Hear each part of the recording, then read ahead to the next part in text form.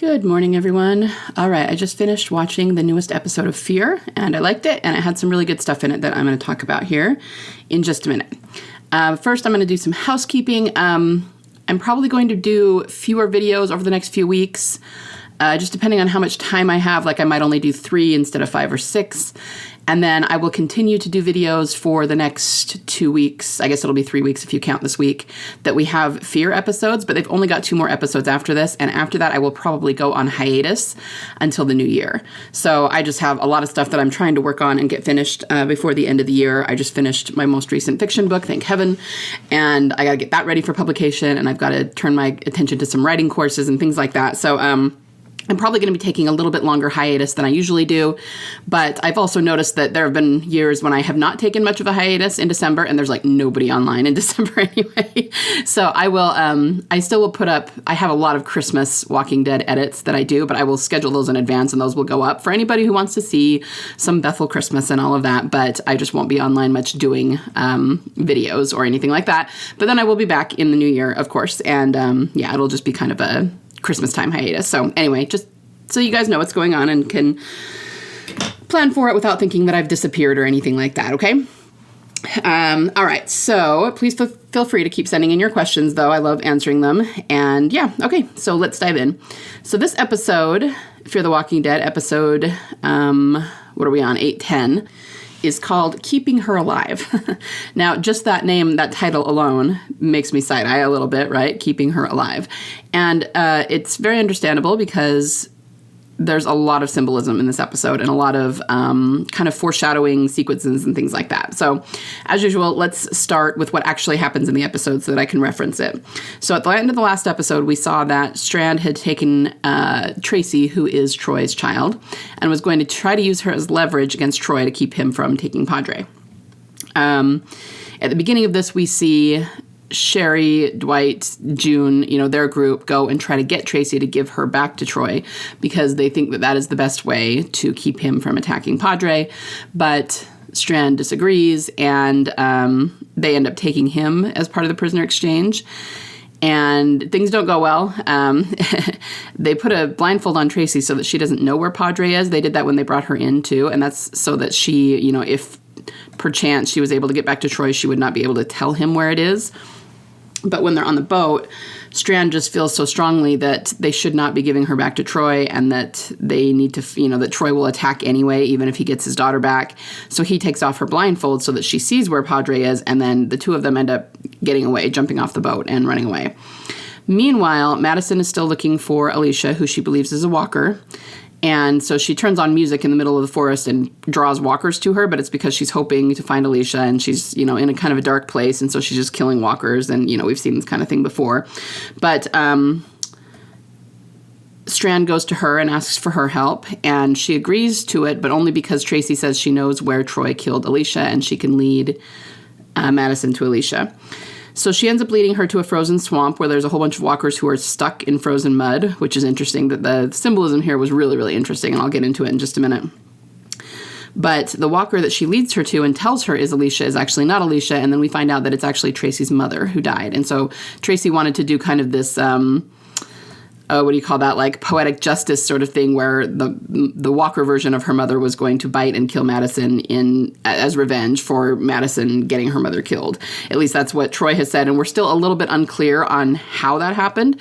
Tracie did reveal here that even though Madison never met her mother saw Madison from a distance and saw all of her messages about how no one's gone till they're gone, and something about that got her mother killed. So it's almost like, clearly Madison didn't murder her mother or anything like that, but her ideology in some way got the mother killed, but they still haven't completely revealed what happened there. Anyway, so then Madison actually tries to kill Tracie. I mean, this got pretty dark. She was actually going to kill this little girl to keep her from being able to tell her father where Padre is and put Padre in danger. But then Strand shows up. So originally Strand was with them, but they kind of kick him out and drive away so that he is not with them anymore.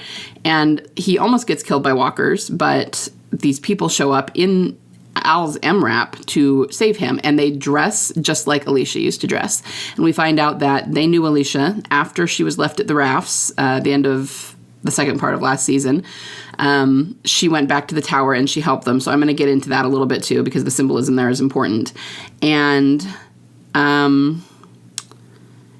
anyway, they help him, and then they go find Madison, and Strand stops her from killing Tracie, and Tracie ends up getting away, like running away and getting away. And then they all go back to Luciana's group. So Luciana's group was confronted by Troy, and she did outnumber Troy's people, but then they start fighting, and a lot of people get killed, and there's a lot of destruction, and Luciana says it was almost like Troy's people didn't care whether they lived or died.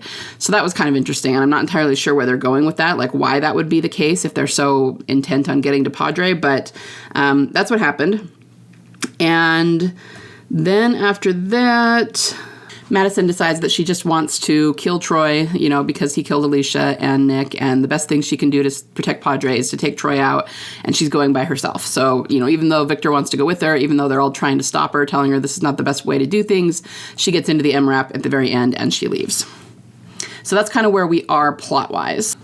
Okay, so how about the symbolism? At the beginning, they're going to bring Tracie and Strand to Troy, and I was thinking that we definitely have a prisoner exchange sort of situation going on. In this case, they're going to exchange in order to keep Troy from taking a place, but even so, it still felt a little bit like a Grady exchange. And remember that at the end of the last episode, when we saw the room that Strand was getting ready for Tracie, there was a lot of Beth symbolism there. In fact, there was some that I didn't even pick up on that Gladriel Jones sent to me. There was the record, of course, which was green, and that really screamed Beth. But next to it, there was a little pink box full of apparently more records, which was a little pink music box, basically, in the room. So that was really strong Beth symbolism, and therefore Tracie is clearly supposed to be something of a proxy to Beth.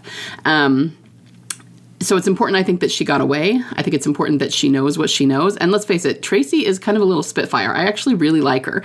I mean, the little girl who plays her is really good at looking super scared and sounding super scared.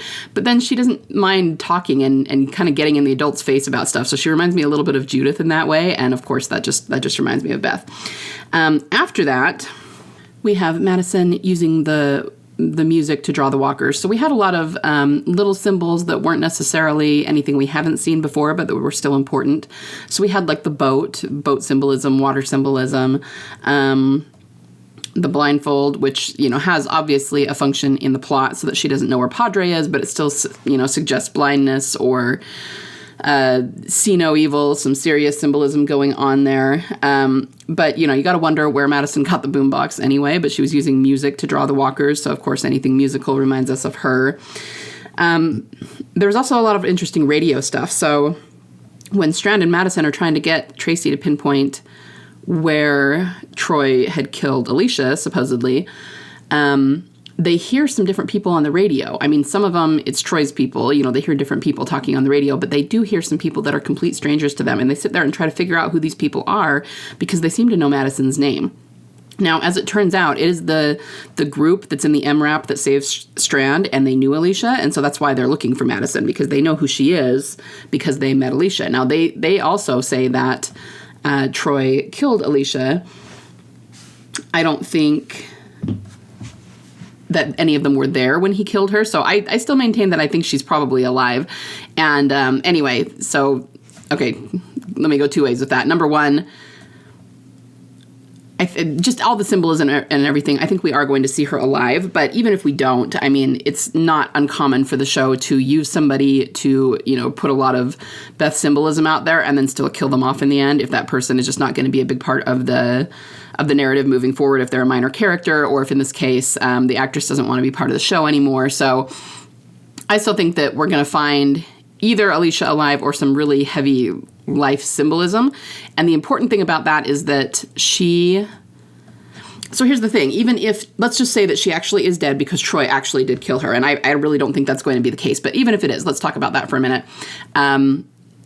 where we left her in the end of the last episode we saw was that she had a fever and she asked them to leave her behind because she was dying anyway, because she had been, and I explained this before for anyone who hasn't seen it, she was bitten, she cut off her arm, but it's like she didn't do it quite fast enough. And so a little bit of the virus got in. So she had this perpetual fever, but it went on for months and months and months and didn't kill her, but she just assumed that it would. And then at the end of the episode, she woke up and she didn't have the fever anymore. And when Strand is talking to these it's three women, who are going around trying to do good like Alicia did because she helped them, they say that they think Troy killed her too. So the point there isn't even whether she's dead or alive. It's that the bite did not kill her and she actually overcame the fever. And they confirm that here because at the end of that episode where we last saw her, the fever was gone, but it was unclear whether she was alive or not. It almost felt like maybe this was her dying and it was like a death sequence where she was actually in heaven and that's why she felt better. And, because she had crossed over to the other side and the fever was gone, but it was hard to tell whether that was real or whether she was, hallucinating it or something. Well, the women here, they actually do confirm that her fever went away. So the point is, Alicia survived a bite, pretty much. I mean, she did cut off her arm, which obviously helped because I don't think she got as heavy a dose, I guess, of the walker saliva. But even so, she had a little bit in her and she did survive it. So if she's dead, it's because Troy killed her and not because of the bite. And that's super important. So just something to keep in mind. I don't know if she'll be dead or alive, but in a way, it kind of doesn't matter. All of the symbolism is very, very Beth related. So even if they do kill her off symbolically, she's still supposed to be a proxy for Beth. And I think Madison will find her, and I'm hoping that she will find her alive and there will be a reunion because that'll be really, really good for us and for the symbolism. Okay, so anyway, let me go back to, I kind of interrupted myself, back to the people on the radio. So these people on the radio know Madison, and she doesn't know who they are, and it frustrates her that she doesn't know them. And then, of course, we meet them through the course of the episode, and they help Strand and explain that they knew Alicia, and she helped them, and she did all these really heroic things. And I think the reason that's important is because I feel like it's kind of a template, I guess, in a way. We've talked about the radio all the time and people who hear things on the radio because it's part of the communication theme. It's part of witnessing something from afar before you actually believe it or see it close up, And I don't know, if we were to apply that to Beth's storyline in some way, we've always wondered if someone will hear her voice on the radio or something like that. And the same could be true of Rick. I keep thinking that maybe either, it would be his story, but either Michonne or Daryl or someone will hear his voice on the radio, and that could be a thing too. In this case, it certainly wasn't Alicia that was on the radio, but it was somebody who was saying Madison's name and somebody who knew her. So that could also be a thing in Beth's storyline. If, Daryl were to hear someone on the radio, not necessarily hear Beth on the radio, but hear someone say Beth's name or something, that could be a way that they reintroduce her. So that's just what that made me think of, is that it could possibly be a template for that. So going back to what they said about Alicia, they said that after, and this was so on the nose to me, they said after she got bitten but kind of recovered from it, she went back to Strand's tower and went back in and helped people. She got supplies, even though the tower was burning down. Like, it was not a safe place to be. And of course, the fire was drying walkers and all of that. But she went back in and she got gasoline and she got medicine and she really, really helped people. That's exactly what we think, Beth will have been doing all of this time. And Strand's tower was such a huge, huge parallel to Grady. So to me, it just kind of shows that we're really on the right track when we think that Beth at some point ended up back at Grady. And it probably does burn down at some point. I think in the present narrative, when we see her again and when Daryl finds her again, I don't think Grady will still be standing at that point, but we'll see in flashback that she did go back there. She was there for a time. She did become a leader there, which was foreshadowed by the dialogue in Slabtown about her supplanting Dawn and becoming a good leader and becoming the leader Dawn should have been and was not. But at some point, Grady will go down, so I think in the present, it will have already gone down, but it will still be kind of part of her backstory. So, like I said, just a lot of things that jumped out at me, as in, Alicia's story is very much in line with Beth's story. Some other little things I have in my notes. Madison hotwired the car. It's a Suburban, I think, and that just reminded me of season 4 when Daryl and Michonne go to the veterinary college and they hotwire the car. We see the colors of the wires and all of that. They do stop at a gas station, which is like season 4.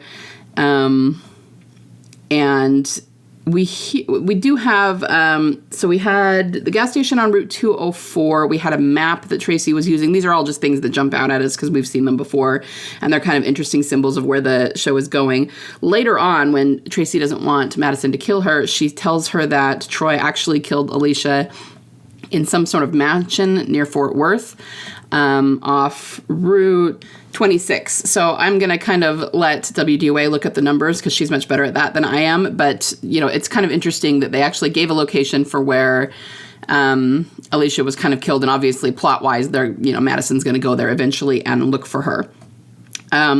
But so what's really, really interesting then is that we see Madison and Daniel and Tracie go to this frozen swamp. Now, this part, it was kind of one of my favorite parts. It was very haunting. It was very bleak Walking Dead stuff, right? And the idea was that Troy led this kind of herd of walkers there, and it was specifically because he wanted them to get stuck in the mud because he knew the mud would freeze. And that's exactly what happened. Most of them can't really move because their feet are stuck in frozen mud. So this has a lot of symbolism to it. There's a lot of underworld symbolism here. I mean, they're literally walking through a herd of the dead. And the dead are frozen in place. They're stagnant, right? So this, to me, just really had heavy underworld symbolism undertones, walking through a land of the dead. And there, we saw a lot of this around Beth, and we always said that it was because she was going to kind of walk through the land of the dead, but she wasn't going to stay there. She wasn't going to stay dead. So she was kind of symbolically wandering into their region, but she didn't actually die, right? She came back. Some of the symbolism around her that did this was the fact that she was in the funeral home, and, that's a place where there are dead people being prepared for burial. Even the fact that the serious piggyback, that literally they walked through a graveyard, right? I mean, all of those things. It was like her walking through the land of the dead, but she comes out on the other side and she's alive. So in this case, we do have them walking through this land of the dead. And like I said, it's very bleak and it's very cold and it's very frozen. But here was where we got a lot of really on-the-nose symbolism. So the camera pans very slowly up this walker, down. It starts at the hat and then goes down. And you see a hat that looks like a sheriff's hat, and then you also see a belt buckle. Okay, so this walker was some sort of sheriff or law enforcement officer. That much is very, very clear. And then they get knocked over and the leg breaks off because everything's frozen. So remember the lost foot shoe symbolism. I always say it represents two people who are family members of some kind being separated for a long time and then coming back together in a reunion. Most of the time when we see that, it is a romantic thing. It's two romantic partners, but we have seen it in some places that could suggest, it can also be like parent-children and different kinds of, family relationships as well. But we saw it around Beth. We saw it around Rick and Michonne. We saw it around Al and Isabel, who are a couple in Fear the Walking Dead. So I think we saw it around Dwight and Sherry, too, when they were separated. So it's a big deal, okay? And the fact that this is a sheriff, specifically, this is the sheriff in town symbolism combined with the lost missing leg symbolism. It's really, really potent. And what they used this to determine in the show was that this person was not from the local area. This herd had been brought from quite a ways. And Troy is using walkers as armies to do what he wants. So they do determine that part of the reason Troy doesn't really care if his people live or die is because he's going to use a walker army to try and take down Padre. So he doesn't really need the living because he knows how to use the dead. That is something we've seen before. Back in season 6 of the flagship show, they did Operation Lead the Walkers Away. We've seen the walkers be weaponized like that before. But the biggest place we see that happening is the CRM. They use huge, huge hordes of walkers and send them to take down settlements that are a threat to them. So I'm not saying that Troy is actually part of the CRM. I really don't think he is. I think this is a separate storyline, but he's a proxy for them. So him using walkers to take down a settlement, in this analogy, he's the CRM, right? And if he supposedly killed Alicia, then once again, I'm just kind of equating it with what they might do with Beth's storyline.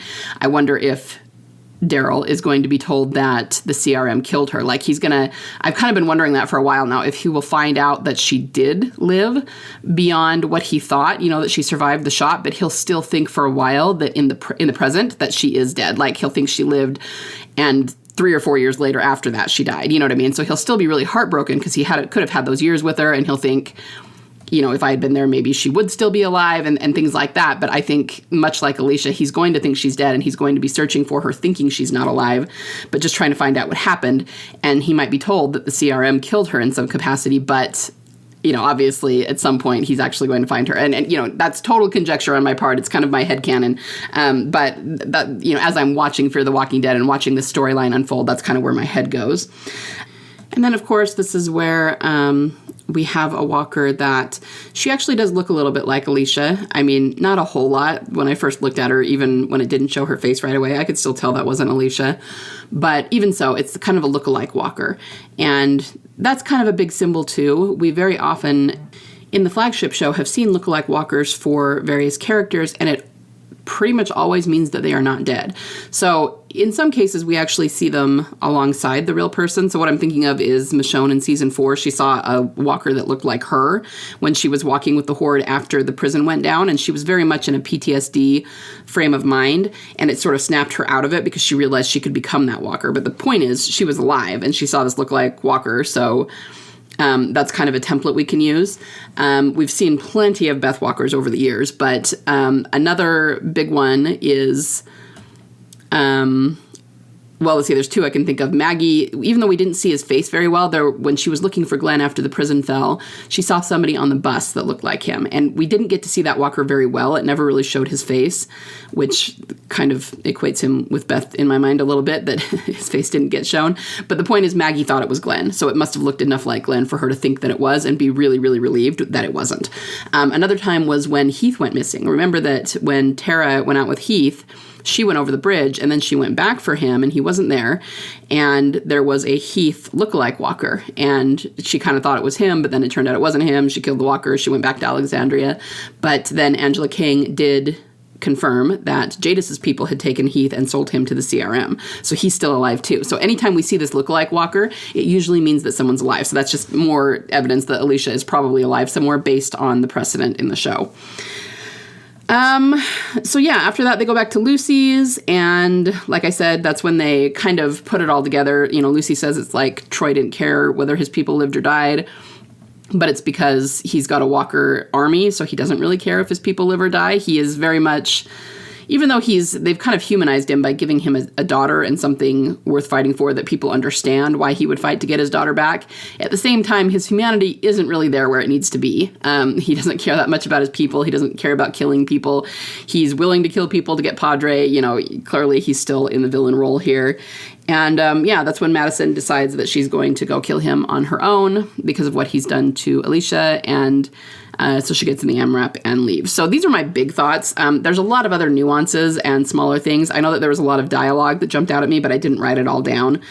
So yeah, I would encourage you to watch the episode and just look for ties between this and either what we've seen of Beth or what could possibly be a foreshadow for her future arc. The last we saw of Tracie, she actually got away, and it looks like in the preview she's going to make her way back to her dad. So even that one little sequence where she was almost killed by Madison, even that could be sort of a parallel to Beth, because we had this girl who had been taken prisoner, and she was walking through this land of the dead, like I said, along the herd in the frozen swamp. And then someone tried really hard to kill her, and she almost died. It came really close, but then she got away. Okay, same thing happened with Beth. You could say she symbolically walked through the land of the dead because she was shot. And I've always said, it could even be one of these things where she actually did die, in that her heart stopped for a few minutes and then it restarted, the way you would die on the table in the ER or something. So she kind of walked through the land of the dead, and she came really close to dying, but she actually did live and get away and get back to her family. And so, it just becomes kind of an all-around template for that sort of thing, which is a huge theme for the entire show, for everybody who gets separated, comes back together, all of that. But Beth is kind of the ultimate one. One thing that I did really like that Madison said at the end, and this was just kind of a thought from me, but when she's getting into the MRAP at the end, she says the one way she can help them is by finishing what I started 10 years ago at the dam. And I like that for a few reasons. For one thing, it's epic. It shows that this is something that's been going on for a long time, and it just feels very like things are being fulfilled and that it was destiny and that, this has been planned for a long time. I always like things like that in stories. But notice that she actually says 10 years. And guys, I reiterate, we are like almost exactly 10 years post-Coda. So it just shows that this show has caught up to the main narrative, which we kind of already figured. But what's happening here is mirroring, like we've said many times, what will happen with Beth. And both of them, they're exactly 10 years from the last time that they saw this person. So the point is, Troy returned 10 years after Madison last saw him. And I think the same will be with Beth. I mean, maybe we won't see her until season 2 of Daryl Dixon, which will be next year. But for Daryl, it'll still be almost exactly 10 years post-Coda. So that also jumped out at me as a parallel, which is pretty cool. So I think that's where I'm going to call it today. Like I said, I'm sure there are plenty of other nuances that I haven't even gone over here, but I did really like the episode. Oh, one more thing I wanted to add before I end, though. When they did the Inside the Episode at the end where they talk about it, Coleman Domingo, who plays Strand, was talking about how Strand's character has definitely done some dark things before, and he has played the villain before, but now he's trying to live up to the man Alicia would want him to be. And he specifically called Alicia his North Star, which I thought was interesting. He just said, well, at first he had this as a North Star, and now Alicia is his North Star. You know, he is looking to her for what he should do and trying to honor her and all of that. But it was interesting that they used the North Star symbolism. And, you know, the way he's using it is saying that it's sort of what's guiding him and everything he's doing morally. And we've definitely seen that symbolism in the flagship show. I mean, remember back in season 6, we had Carl sitting with baby Judith, and he was pointing to the star and saying the North Star will always lead you home. So it's about morality, it's about good decisions, but home is also where the family is. So the North Star leads to your family. So in this case, following Alicia, you know, if she's their North Star, that will probably eventually lead to a reunion between her and Madison. So when they use the North Star symbolism in the flagship show or, you know, around Daryl and Beth, we're kind of going to see the same thing. So that really jumped out at me that he used that phrasing, that she was his North Star. So yeah, that's about it for today. Tell me what you think of the episode, and I will be back in the next day or two with some more Ask videos. Okay? Love you guys. Have a good day.